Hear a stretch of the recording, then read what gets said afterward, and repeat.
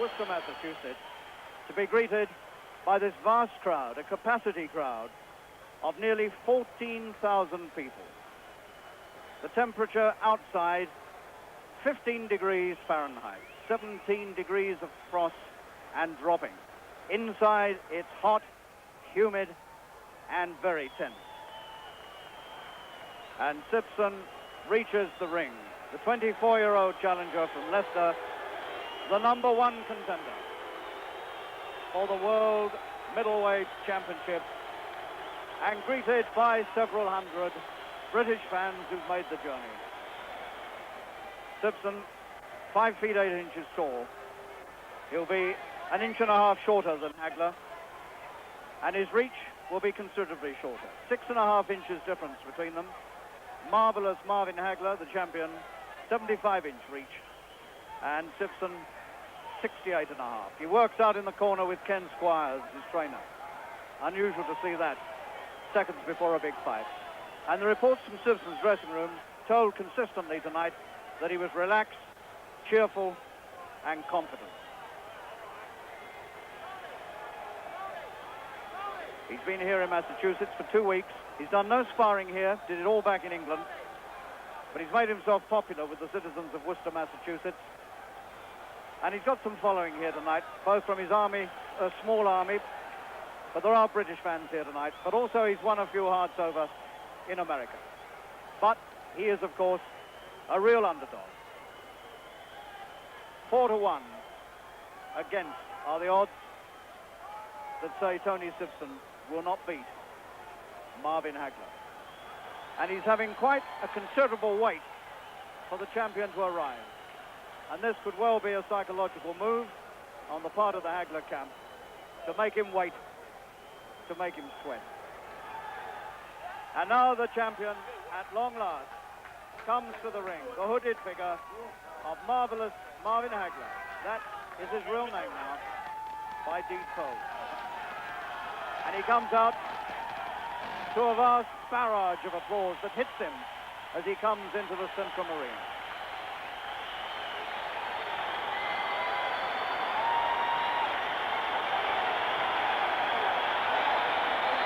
Hagler, until a few months ago, reckoned to be 30 years old when he changed his name to Marvelous. They discovered on his birth certificate that he was really 28. His 60th professional fight tonight. He's been beaten only twice. The last time 7 years ago.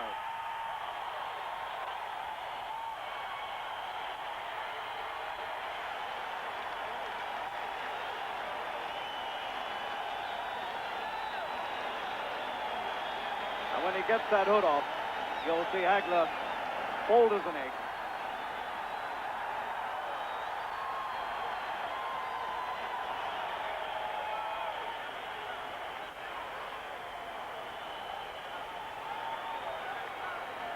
Tonight, Hagler makes his 6th defense of the title he won from Alan Minter at the Wembley Arena in September 1980, where the fight was stopped in the 3rd round because of cuts around Minter's eyes.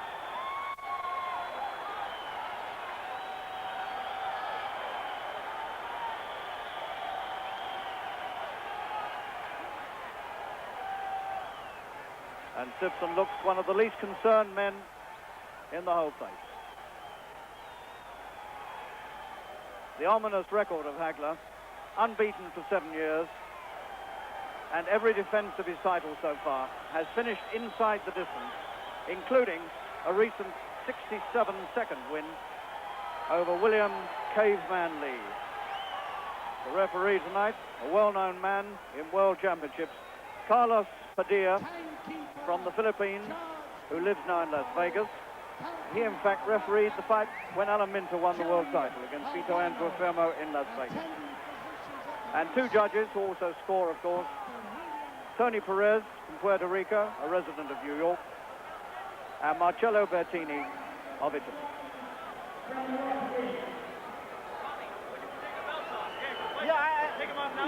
No. After, I'll get it. Okay, you're going to box for 15 rounds. You know the rules of boxing. Avoid using any kinds of foul. Don't throw any punches during the break. Okay, seconds come out fighting. Seconds come out fighting. Where's the belt? The belt. And so the moment has arrived. Marvin Hagler, the champion. The challenger from England, Tony Sibson. Okay, everybody down. Everybody. Okay. Hagler receiving $1.5 million and Sibson just over $500,000. 15 rounds.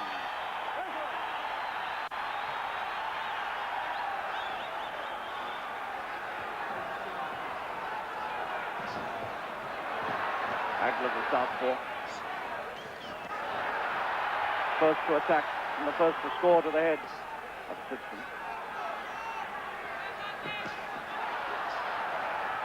Sibson's walking on to punches in the opening second. He has to get in close. He's outreached by over 6 inches. A red mark already at the side of Sibson's left eye, and he takes 2-3 more punches, and he gets inside where he's safe, and that's where he needs to be, because the danger signals were flying there already.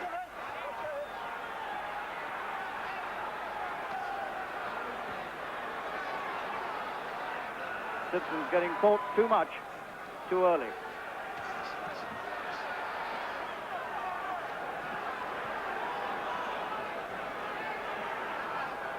With this difference in reach, Sibson's tactics have got to be to try to move inside. He's got to come inside, where he can keep away from Hagler's punches and make his own tell.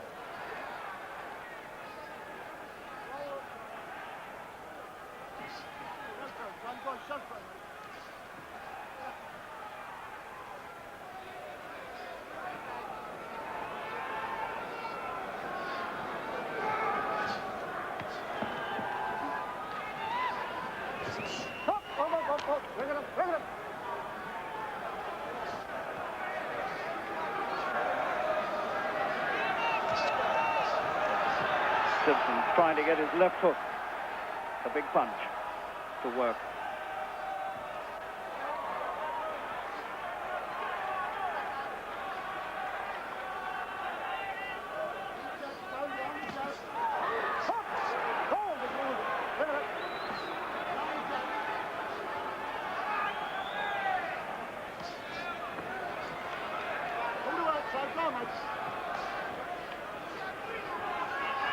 Hagler giving Sibson no chance to come in close. Dictating the tactics.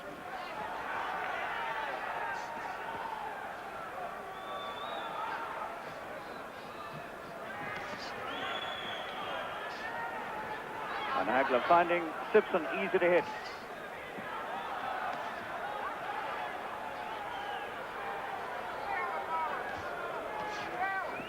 Sibson's going to need all his strength and courage to come through these opening moments.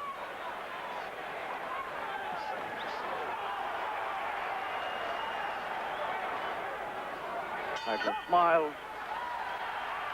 And that first round was not a good one for Sibson. He never got close in where he has to be. And constantly he was caught by the long arms of Hagler. 75-inch reach, although he's not a tall man. And there were some real danger signals fluttering there in those early moments for Tony Sibson. And he really has to change his tactics.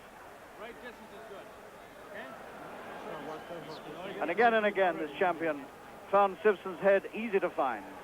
Although Sibson was doing his best to dodge them, but he got caught a lot.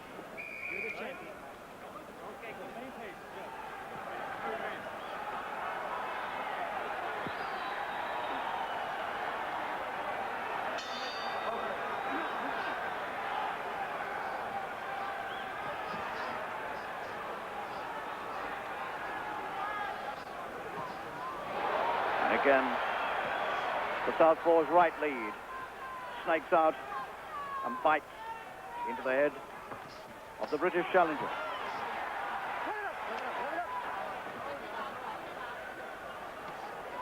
Padilla allowing very little close quarter work.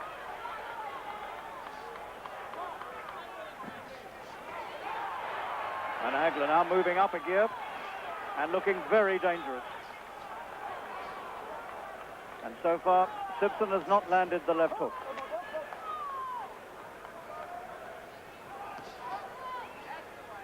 Being beaten to the punch.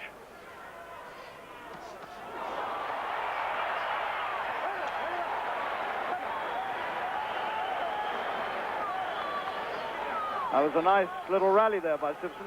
Took the punches and then came straight back. Jabbing fast, Sibson.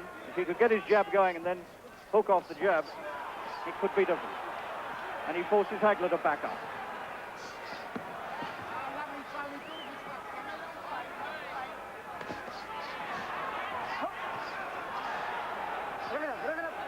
Sibson fighting better now.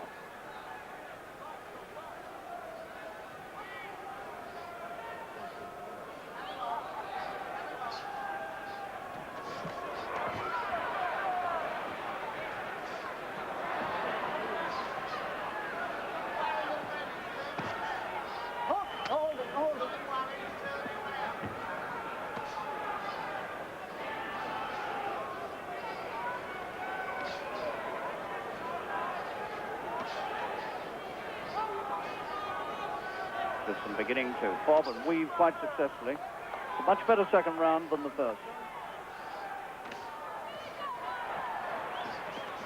But Hagler, controlled menace, waits for the chance, sees the openings.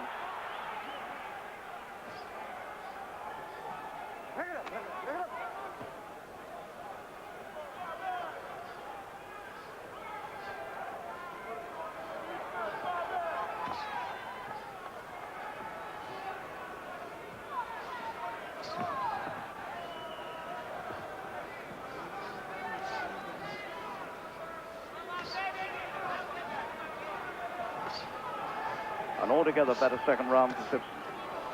And showing a few signs in this second round of the way to handle Hagler. He can just keep the left jab coming. Well, Alan, he had a very rough first round, Tony, but he did a bit better there. A rough first round, Harry. Now this second round, he's boxing exactly right, Tony. What he's doing, instead of backing off and letting Hagler get a long reach on him and pick him off with fast jabs, Tony's now pressuring and pushing Hagler back, making the fight, so Hagler can't get his long jabs off. And I think that is the answer, to come in close to Hagler, bob and weave under his lead, and throw his own left hook. But that round was sensational for Tony.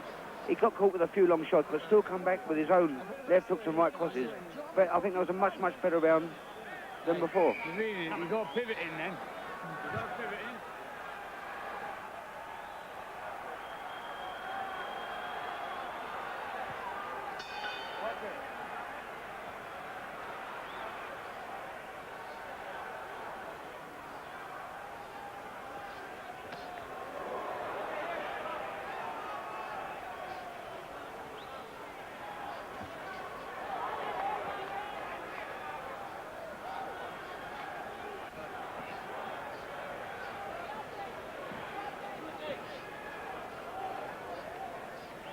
The challenger stalking the champion. Hagler will quite like that. He likes men to come to him. It's quite noticeable that Hagler does not intend to let Sibson get anywhere near close. Hagler using all the ring. Neat. Very stinging little punch, left hand from Sibson. Hagler will have felt that. And a lot of American comment has been about the power of Sibson's punch and the unusual circumstances that a British fighter comes to America and actually has the punching power on the American champion. That's unusual.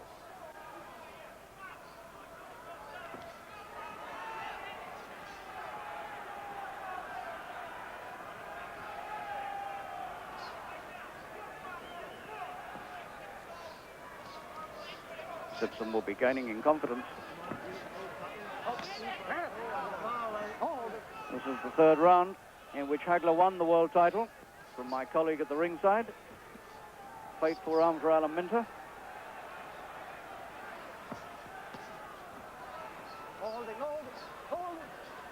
Bring it up. Padilla, the referee, having no holding. Okay, hold. Quite a bit of it going on both sides. And Hagler's not looking nearly as menacing as he was in that opening round. Doing much more retreating now.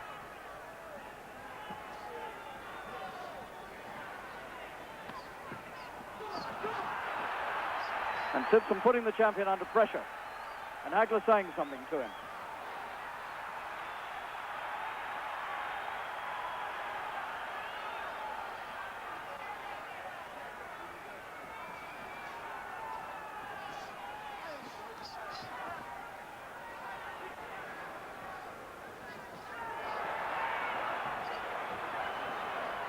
This has all the makings of a bruising battle.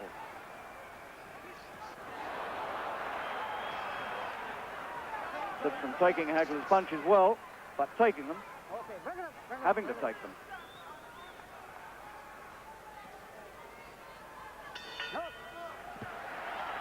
It's quite noticeable there, Alan, that once or twice Tony was quite willing to trade punches. Do you think that's the right... He's got the bigger punch, so I suppose that's the right thing. I think when Sibson was backing off and he was getting stung with long jabs, he's now forcing the fight, and Hagler's hitting some great shots, but Sibson's still coming back, and it's worrying Hagler. And I can see if Tony keeps busting forward, bobbing and weaving, tries to make Hagler miss, and comes up with fast, strong punches, as we know he can hit, I think he worry Hagler to death.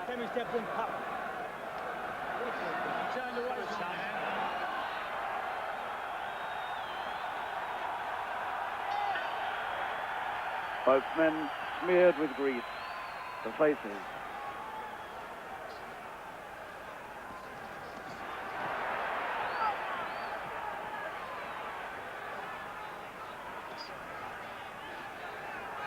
This shaven-headed Hagler, a man of ominous appearance and ominous feats, unbeaten in his last 30 fights in the last 7 years.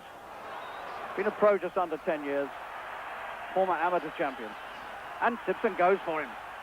And Hagler has nowhere to go but backwards.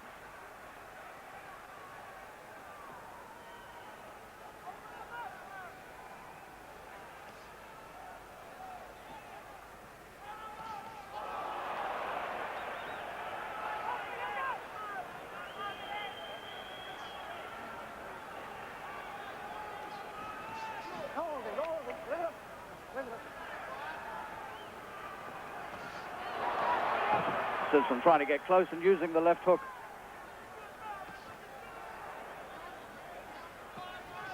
Getting through with the jab. Not really used the big left hook yet.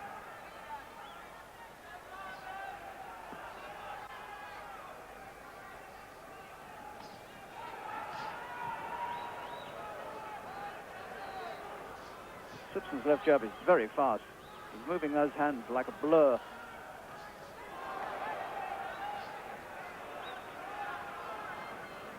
Hagler frowning.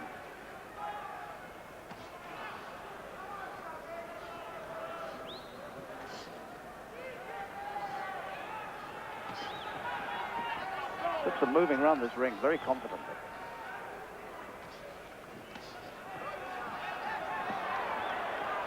Quite prepared to take a few punches to get inside. And Hagler still using his feet well. If this fight goes the distance, it'll be interesting to see whether Hagler can keep his feet moving as fast as this. He's 4 years older, at least. Not everybody believes the story that Hagler is only 28.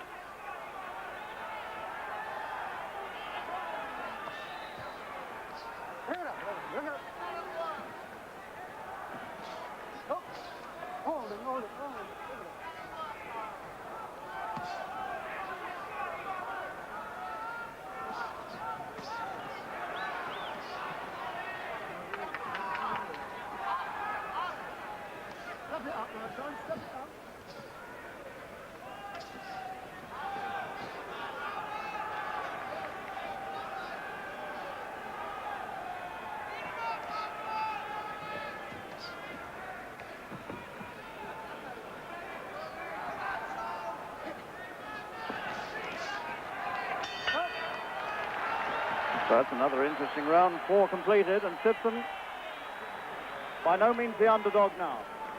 Here's the bucket. Come on. It's on this side. Carlo, pull his protector down and tap to his chest. The Sibson camp are complaining about the protector round Hagler, and that it's too high. And you can see for yourself in these shots just how high it is.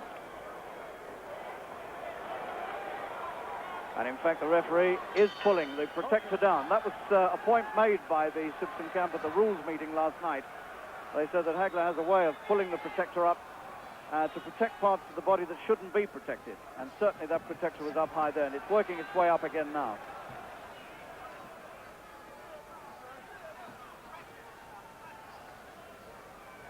The protector should not be above the navel.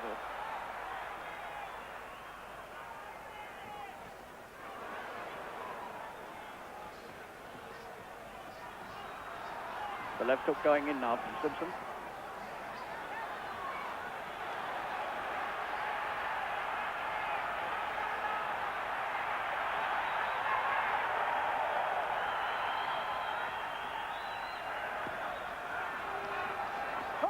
This is proving to be a good, hard fight.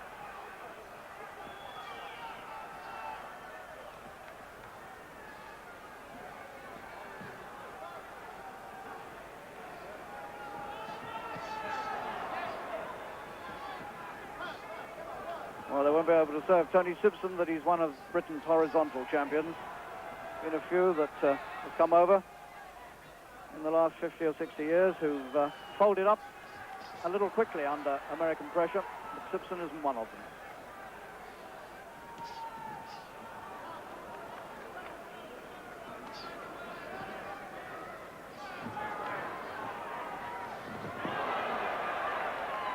Hagler picking Sibson off too easily again. Okay, bring it up, bring it up. Hold it, no hold it. Bring it up, bring it up.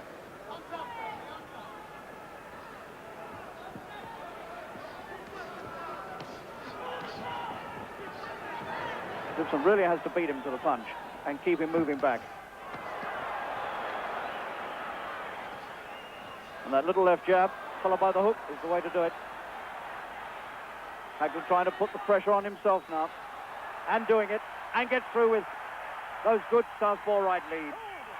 And the Massachusetts supporters of Hagler begin to get very excited.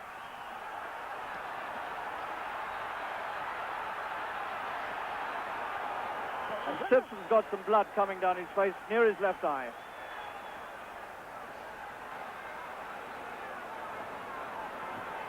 So Hagler has struck in this round, and that was the reason for that flurry of activity from Sibson. He felt the blood coming, and he had to do something. It's not bad. There's some sort of small cut near Sibson's left eye. And Hagler's just the sort of man to make that work.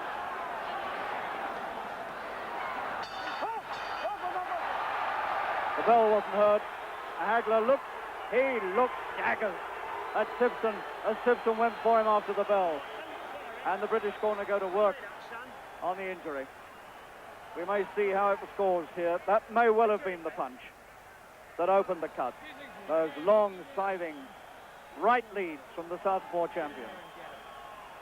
And the upshot is that Sibson's in the corner being treated for a cut. Marvellous shot from the overhead camera. Gives you an idea of the reach of Hagler. So the reach has told, the fact he can stand off and stab and cut his man has suddenly proved to be a significant factor in this championship.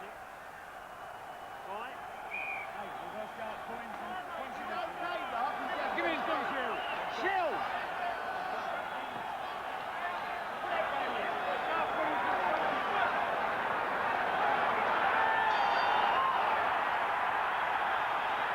And Hagler was really worked up at the end of that previous round when Sibson presumably didn't hear the bell and struck him a couple of times after the bell. And Hagler, he really did give him a glare.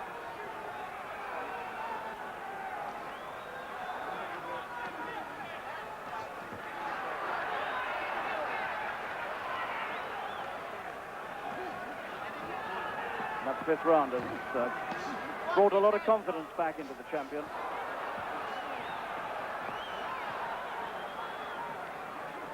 And that right lead from Hagler is now proving to be a very dominant weapon.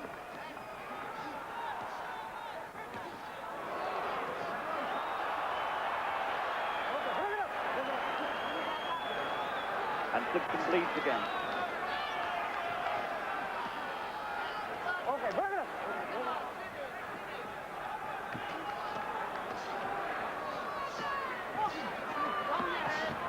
Sibson really does have to move in, stay close if he can, duck and weave underneath the right lead, because if he walks onto that right lead much more, that cut may well be too much for the corner to handle.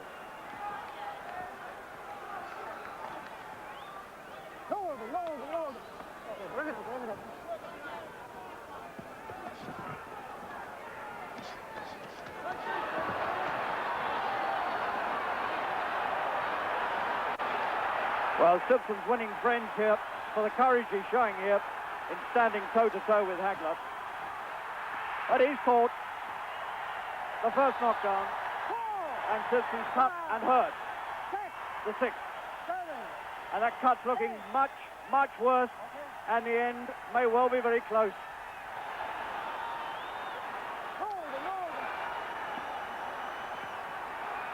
Now then, can Sibson get through this round and get back to repairs?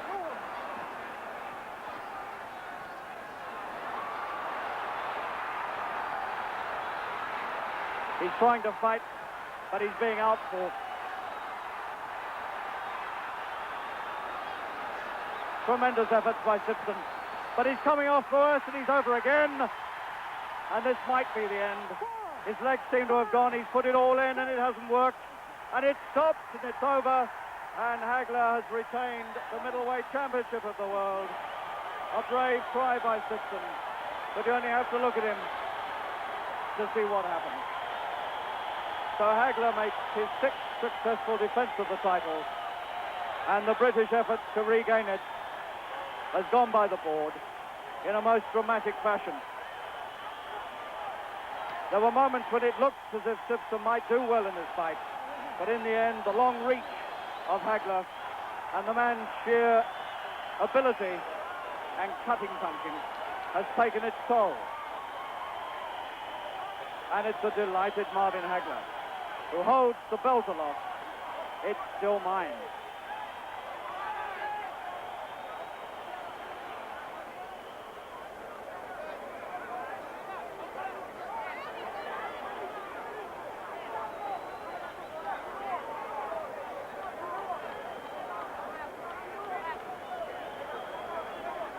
Well, that was the way it ended.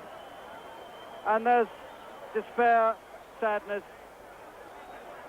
disappointment, all those things in the corner of Sibson. He came a long way to try to win that belt, but none of it was any use. He had a bad first round, and then 3 rounds in which he looked as though he might be able to come to grips with Hagler and solve the problems that this good champion set. But it didn't work.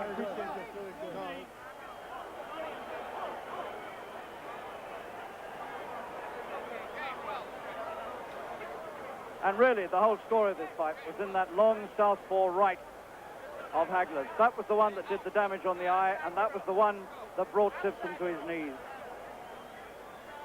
And again, from these overhead camera shots, you get some idea of the long arms of this man, and there was nothing Sibson could do about it.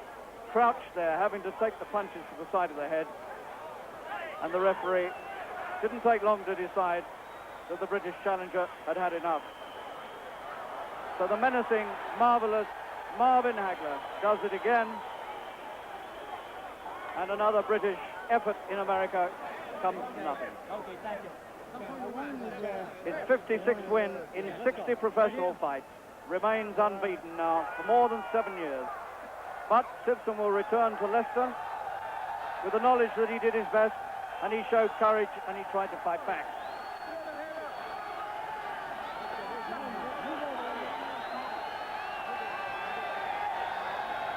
Well, Hagler's the winner, applauded by his fans. It's M for marvellous, M for Marvin. And if you ask me, it's M for murder with that man. I was trying not to lose my cool in there. I realized he said he was stronger than me. He wasn't stronger than me. He started pulling apart. First 2 rounds, you know, he was aggressive and very strong. And I thank God for the way I train. I trained very hard, and that's what paid off for me. My trainers and my managers done an excellent job on putting the sight right to how we fight this guy, and we did it the right way. Tony Sibson, not a bad fighter. He Not a came bad for you. fighter, but you got any more over there in Britain? I don't think we got any good enough for you. Would you come if we had? Would you come? No. You got to pay me a lot of money. You got to talk to this guy. Yeah, if we get enough money, we'll go anywhere. Okay, Marvin. Thank you very much. Great fight. Thank you. I wasn't kidding anybody in this world, and I certainly don't kid myself, and I believed in my own heart I could beat him, you know. I really did. But I know I'm a slow starter, but I just couldn't get started. I was like after 2 rounds against Salaminto, and I thought, you'll be all right, you'll come to yourself in a minute. And I did start finding my way in. But no, but even so, it just never went as planned.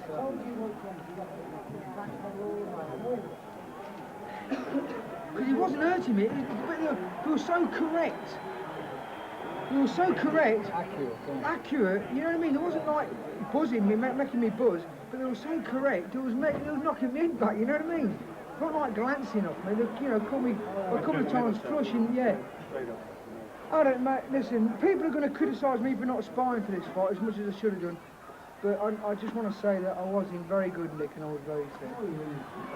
His hands were very long and very fast, and I thought I might find a way in, but I didn't. They were like a maze. I'm feeling happy. I'm not crying or anything. I got well licked by a master in the ring. You know, I fought top fighters. And, you know, I've broke down their defence, not by getting caught like I got caught tonight, by good tactical boxing and boxing ability, what got me to #1 in the world, and beating great champions. But tonight, I just couldn't find a way through to Marvin Hagler. I started off slow, which I always do, and I just couldn't find my way in. The man's reach, you see, it's long, isn't it? Yeah, very deceiving, because I said to him at the weigh-in, you're not so big as I thought you were. But I wasn't looking at his arms. You've got 2 nasty-looking cuts, sir. I didn't realise he cut you as badly as that. Yeah. I tell you, listen, the man was very accurate. His punching was accurate to perfection. And, you know, it was a southpaw, it was awkward. I've always done well against southpaws. But I can honestly say, I couldn't do nothing about it, you know what I mean? And that's just it. You don't look like a terribly disappointed man. No, I'm not. No, because I'm not kidding myself in life. I've just fought for the world title. I'm very sorry for my family and my friends who have made the efforts and believed in me all the way, because certainly I wasn't kidding anybody when I thought I could beat Marvin Hagler. But I just wasn't. My punching, when I was connecting with it, I never felt the buzz. There wasn't boom, crisp and destructive. There was just finding the way through, and it just wasn't happening for me. Is that because you weren't at your best, or because he's too good? No, I tell you, listen, I'm the fittest I've ever been in my life. I'm in great nick. I've been 11-6. I've been 11-4, 11-6 for 3 weeks. Been eating like an animal. I've been training like an animal, and all I can say is I was well beat by an artist in the ring. And it looks like I've got to go back to the drawing board, because nobody in my boxing career from a 10-year-old boy has ever done that to me. So the man must be something. Well, good to see him in good spirits still there. Now, watching that fight along with us has been Henry Cooper alongside me. Yep. Henry, we knew that Hagler was good, but he looked superb in that, didn't he? Yep. Well, it was funny. I think the Minter fight, I'd seen him on film a few times, and then I was at ringside with you when we done the Minter fight. And when I see that guy, he's got fast hands. He punches, he puts 4 or 5 punches together, but very fast. And any fighter that's got fast hands like that has got to be a good fighter. Yeah. Was there any tactic, in your view, that Sibson could have used that he didn't use? Well, not really. See, I mean, if you're being outgunned by reach, what I think he could have done perhaps is kept perhaps a more bobbing and weaving target. He was a bit stationary up there, wasn't he? And the guy could reach him. He should have been moving, making it a bit more awkward for him to get those long them long right jabs, which were the damaging punches, them long straight right over Sibson's left lead, which, you know, swelled the eye and then split it eventually. Yeah. And of course, as Sibson said himself, he's a slow starter. Yeah, and he paid for that rather, didn't he? Because he Hagler did had really, a splendid first round, and we can see just what he did in the opening round here. He was really under pressure, Sibson, from the start. Well, he was, because I think, really, realistically, I mean, Sibson really he should have had a fast start if he could have, because that's what he was hoping to do, I suppose, was to dominate the fight from the first round. And I thought, really, that was his only chance if he was getting on top of Hagler in them first 2 rounds while he was fresh and laying the big punches. But as we can see by this, it was the other way around. It was Hagler landing the big punches, and he must have, that must have given him a big psychological boost, you know. Yeah. It certainly wouldn't have done much for Sibson's confidence that opening round. Well, in a world title fight, you know, you hope as a challenger, perhaps, you know, you can nick, you know, some of the early rounds and perhaps give the man 1 or 2 worries. But no, I think this first round was an excellent round. Though, you know, Sibson's a gutsy fighter. He's taking the fight to him all the time. He's going forward. So you've got to give him credit there, Sibson. Yeah. Sibson himself said that he would get criticised for not sparring in the States. He was out there 2 weeks before the fight. What's your thought on that? I mean, it's a most unusual way to prepare for a It is very unusual. I don't think I know any fighter that has left off sparring a fortnight before a big fight. I mean, most fighters have, say, perhaps the last 4 or 5 days.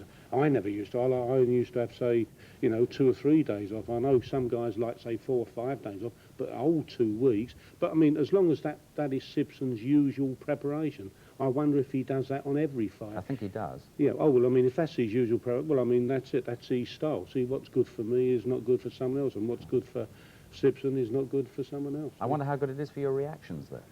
Well, I mean, he seems to be content with doing a lot of his speed work. He has this suspended ball on the rubbers, which I never ever trained on them at all. I always done the speed ball in the heavy bag, but I did. But he seems to get his speed work with that one, his reflexes and his hand coordination with that, which is pretty good. Yeah. Now, unfortunately, he got cut. He's had a long career as a professional, Sibson, despite being only 24. But he's never got cut before, again, despite being a little bit fleshy. But he got cut in that 5th round. I think it was the right hand, as Harry said at the time. Yeah, look, them 2 punches there, and another one there, which must have opened it up straight away. See, it was unfortunate there because Sibson had had his best. I made him have his best round in the 4th round. But this round, I think, where he gets cut, well, that there again gave Hagler a big boost in this fight, because from then on he stepped the pressure up. He had a target to aim for, and he must have been feeling good then, Hagler, because he says, right, this guy's got a cut eye now, which he's got to try to protect, and he's going to be doing things a little bit hurriedly, because Sibson didn't know how bad the cut was. He could feel perhaps the blood, you know, coming on his body, and you think, well, you've got to step the pressure up, but unfortunately, doing that, you leave yourself open to catching blows. You know, and Hagler then must have thought, right, he's got to go, what, you know, if it goes a long way, it's got to be in his favour.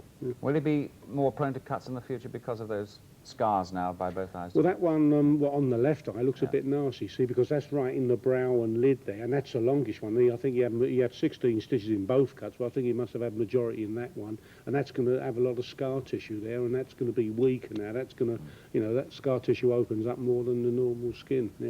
He's only 24, Sibson. What now for him, would you reckon? Well, would you advise, perhaps, Henry? This is tough, really, because, you know, I mean, it's very well for me to say, but I thought this fight was perhaps a year too early. You know, I thought perhaps we all thought Hagler was 30. Let him get a year old. Let him have another 2-3 hard fights. He's apparently only 28. Yeah, now he's only 28. So now what can he's getting Sibbo younger. Do now?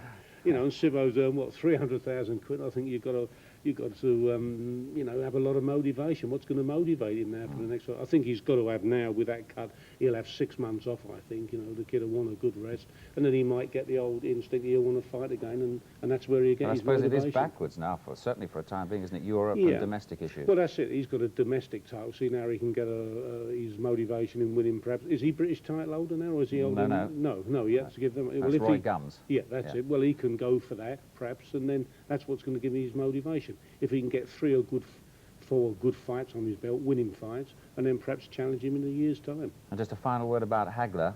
no one's going to beat him too readily, are they? No, I thought he was 30, as we say. I thought, you know, if he 31, 32, he may be coming. But if he's only 28, he's got another 2 good years of fighting left in him. So I think Sibbo's going to be waiting around for 2 years if he's thinking of getting the world title. Yeah. Okay, Henry, thanks very much for coming in.